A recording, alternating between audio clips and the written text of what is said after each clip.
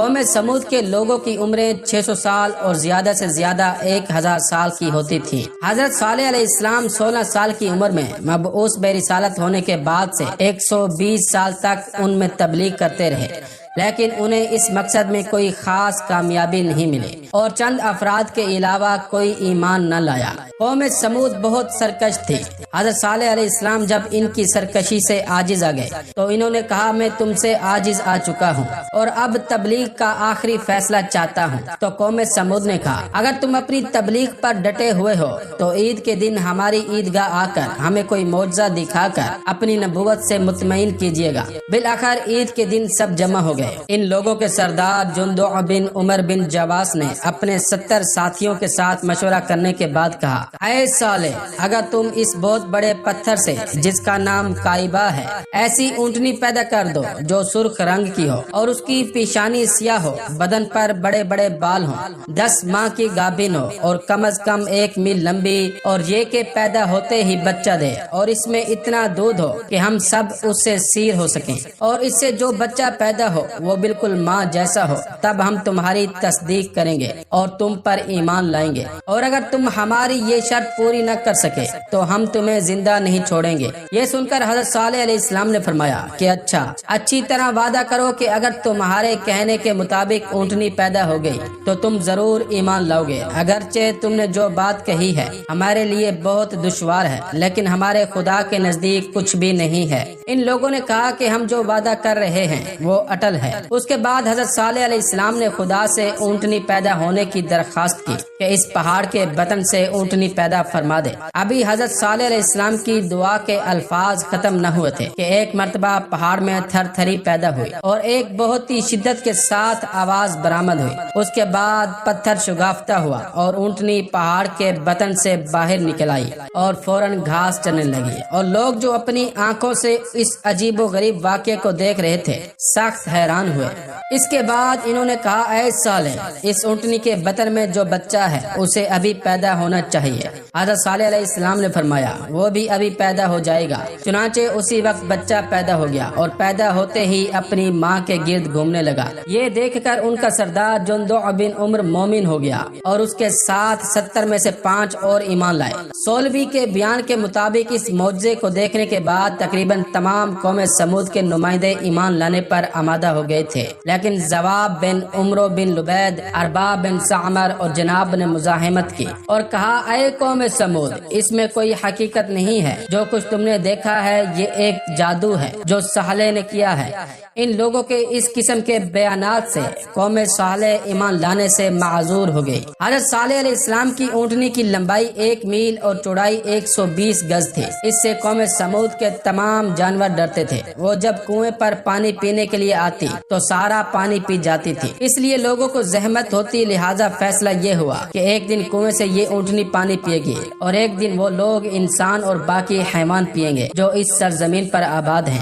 چنانچہ ایسا ہی ہوتا رہا یہاں تک کہ 30 سال کی مدت گزر گئی۔ مؤرخین کا کہنا ہے کہ یہ اونٹنی جب اس کنویں پر آتی تھی جو ایک روایت کی بنا پر 20 قامت انسانی گہرا تھا، یعنی بے انتہا گہرا تھا، تو اس کا پانی منہ تک بھر جاتا تھا اور یہ اونٹنی سارے کا سارا پانی پی لیتی تھی۔ پھر وہ جتنا پانی پیتی تھی اتنا ہی دودھ دیا کرتی تھی، جس سے قوم سمود کے 7 قبیلے سیراب ہوا کرتے تھے اور اس سے مکھن نکالتے تھے اور مختلف قسم کی تجارتیں کرتے تھے۔ ایک روایت میں ہے کہ اس کے بالوں سے دوسرے ممالک میں خرید و فروخت کرتے تھے، یہاں تک کہ کافی مال و دولت اسی اونٹنی کے ذریعے سے فراہم کر لیا۔ تاریخ سے واضح ہوتا ہے کہ حضرت صالح علیہ السلام کی اونٹنی کے متعلق قوم سمود میں 2 قسم کے خیال والے لوگ پیدا ہو گئے تھے۔ ایک وہ لوگ جن کا شمار عوام میں تھا اور وہ اس اونٹنی سے فائدہ اٹھا کر اپنی زندگی سنوار رہے تھے، اور ایک وہ لوگ تھے جو اس علاقے میں پہلے سے برسر اقتدار تھے اور مال و دولت کی فراوانی انہیں حضرت صالح علیہ السلام کی اونٹنی سے فائدہ اٹھانے کی طرف متوجہ نہ ہونے دیتی تھی، اور وہ اس کے وجود کو برداشت کرنے کو تیار نہ تھے۔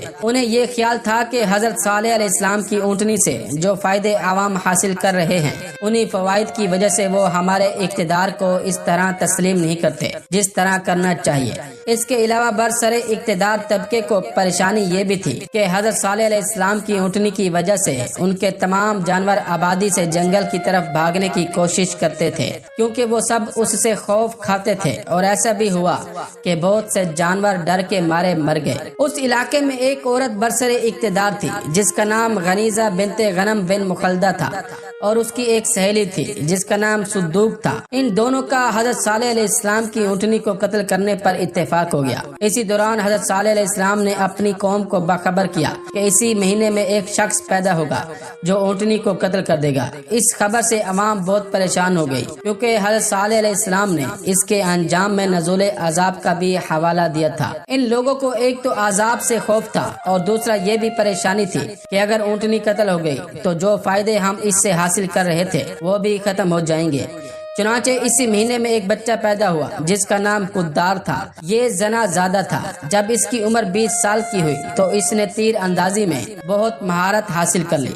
اس کے دل میں بھی حضرت صالح علیہ السلام کی اونٹنی کو قتل کرنے کا خیال پیدا ہوا اور اس نے اس خیال کو پروان چڑھایا۔ اس نے حضرت صالح علیہ السلام کی اونٹنی کو قتل کرنے کے لیے بہت سے لوگوں کو اپنے ساتھ ملایا، یہاں تک کہ اس کا رابطہ وہاں کی بادشاہ غنیزہ نامی عورت سے ہو گیا۔ یہ شخص قدار وہاں آنے جانے لگا۔ غنیزہ کے دل میں بھی اونٹنی کو قتل کرنے کے جذبات پرورش پا ہی رہے تھے کہ اسے ایک مضبوط ہم نوا مل گیا جس سے اس نے یہ سمجھ لیا کہ اب کامیابی آسانی سے حاصل ہو جائے گی۔ قدار کا ایک دوست تھا جس کا نام مصدع تھا۔ یہ دونوں ایک ایک عورت پر عاشق تھے۔ قدار کی معشوقہ کا نام قطام اور مصدع کی معشوقہ کا نام اقبال تھا۔ یہ چاروں ہر شب ایک مقام پر جمع ہو کر شراب پیتے تھے اور عیش و عشرت کیا کرتے تھے۔ غنیزہ نے دونوں عورتوں قطام اور اقبال کو بلا کر ان سے کہا کہ تم دونوں ہمارا ایک ضروری کام کر دو۔ انہوں نے پوچھا کون سا کام؟ غنیزہ نے کہا صالح کی اونٹنی کو قتل کرنا ہے۔ اس کی ترکیب یہ ہے کہ آج رات جب قدار اور مصدع تمہارے پاس آئیں تو ان سے کہو ہم تمہیں اس وقت تک ہاتھ نہ لگانے دیں گے جب تک تم صالح کی اونٹنی کو قتل نہ کر دو۔ انہوں نے کہا بہتر ہے۔ چنانچہ جب رات ہوئی اور ان دونوں عورتوں کے پاس قدار اور مصدع آئے تو ان میں سے ایک نے کہا ہمیں پانی کی سخت تکلیف ہے، اگر کوئی مہمان آ جائے تو ہم اسے پانی بھی نہیں دے سکتے کیونکہ آج صالح کی اونٹنی کے پانی پینے کا دن تھا، ہمیں ایک قطرہ بھی نصیب نہیں ہو سکا۔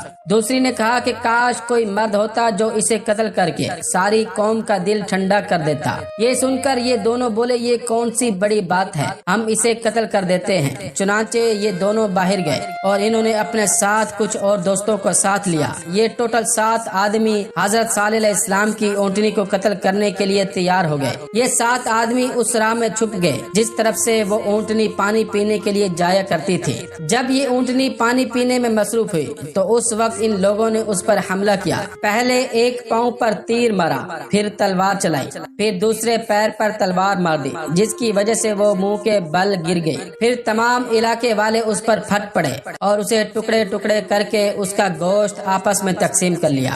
حضرت صالح علیہ السلام کی اونٹنی جب قتل کر دی گئی تو اس کا بچہ بھاگ کر پہاڑ پر چڑھ گیا۔ جب حضرت صالح علیہ السلام کو اطلاع ملی تو وہ پہاڑ پر تشریف لے گئے۔ بچے نے جو ہی حضرت صالح علیہ السلام کو دیکھا تو وہ آنسوؤں سے رونے لگا اور 3 مرتبہ ماں کا حوالہ دے کر چیخ ماری۔ حضرت صالح علیہ السلام نے فرمایا اے لوگو، اونٹنی کا بچہ 3 مرتبہ چیخا ہے، اب 3 ہی دن کی تمہیں مہلت ہے، 3 دن کے بعد تم پر عذاب کا نزول شروع ہو جائے گا۔ قرآن مجید کی سورہ ہود آیت نمبر 65 میں ارشاد ہوتا ہے پورے 3 دن تک اپنے گھروں میں جس نعمت سے چاہو استفادہ کرو اور جان لو کہ ان 3 دن کے بعد عذاب الہی آ کے رہے گا۔ اونٹنی کے بچے کے بارے میں کہا جاتا ہے کہ جس پہاڑ کے شگاف سے اس کی ماں پیدا ہوئی تھی یہ اسی میں جا کر غائب ہو گیا، لیکن بعض نے کہا کہ ان لوگوں نے ماں کو قتل کرنے کے بعد اس کے بچے کو بھی قتل کر ڈالا۔ اور حضرت صالح علیہ السلام نے فرمایا اے لوگو، تم لوگوں نے خدا کی مخالفت میں حد کر دی ہے، لہٰذا اب عذاب کے لیے تیار ہو جاؤ۔ حضرت صالح علیہ السلام نے جب لوگوں کو عذاب سے ڈرایا تو کوئی یقین نہیں کر رہا تھا۔ حضرت صالح علیہ السلام نے فرمایا کہ میں سچ کہتا ہوں۔ تو لوگوں نے کہا پھر اس عذاب کی علامت بتاؤ۔ حضرت صالح علیہ السلام نے فرمایا کہ اس کی علامت یہ ہے کہ ایک دن تمہارے چہرے زرد ہوں گے، پھر دوسرے دن سرخ ہو جائیں گے، پھر تیسرے دن سیاہ ہوں گے، اس کے بعد عذاب نازل ہوگا۔ پھر ایسے ہی ہوا، ایک دن ان کے چہرے زرد ہوئے اور دوسرے دن ان کے چہرے سرخ ہوئے، جس سے یہ لوگ بہت گھبرائے اور رونے پیٹنے لگے، اور تیسرے دن ان کے نجس چہرے بالکل سیاہ ہو گئے۔ جب عذاب کے نمایاں آثار پیدا ہو گئے تو حضرت صالح علیہ السلام اپنے ایمانداروں کو ہمراہ لے کر شام سے فلسطین کی طرف چلے گئے اور وہیں مقیم رہے۔